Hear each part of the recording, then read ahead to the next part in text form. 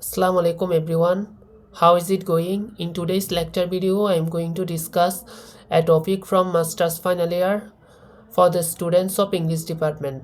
The name of the topic is The General Prologue to the Canterbury Tales written by Geoffrey Chaucer.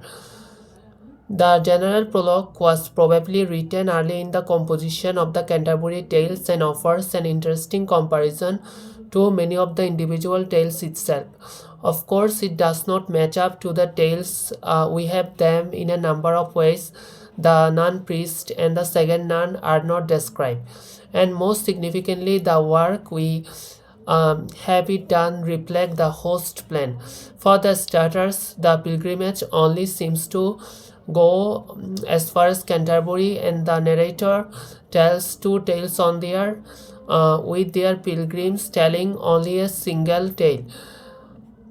We must therefore view the general prologue with some hesitation as a comparison point to the tale themselves. It offers a useful or enlightening suggestion, but they are no means a complete reliable guide to the tales and what they mean.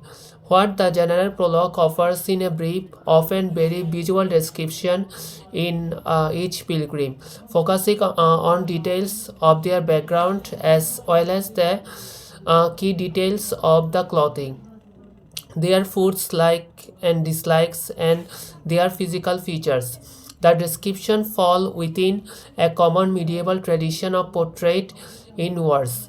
Chaucer's influence in this case most likely coming from the Roman de la Rose. Immediately, the narrator insists that the pilgrims are not described by degree, but by the fact that the knight, the highest ranking of pilgrims, is selected as the first tailor. We can see obvious social consideration of the tale. Still, the human life is here. Characters of both sexes, and from walks of life and lordly knight or godly person down to divorced wife or grimy cooked. Each pilgrim portrays the prologue might be considered as archetypal description. Many of the types of character feature would be familiar stock character to medieval audience. The hypocritical friar, the rotund foot-loving monk, the rapacious miller are familiar tales from the medieval estate satire. Larry T. Benson has pointed out the way in which characters are paragon of their respective crafts or type, noting the number of times the word we know very partly occurs in describing the characters.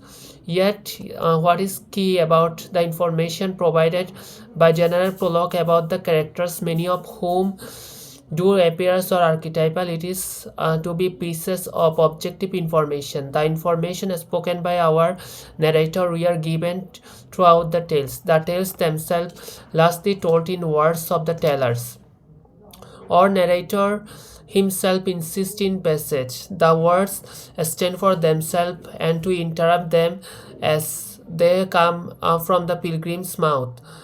And what does it is a thought for interpreting tales as a whole is apparently strip them of the written license, blurring the line between Chaucer's and his characters.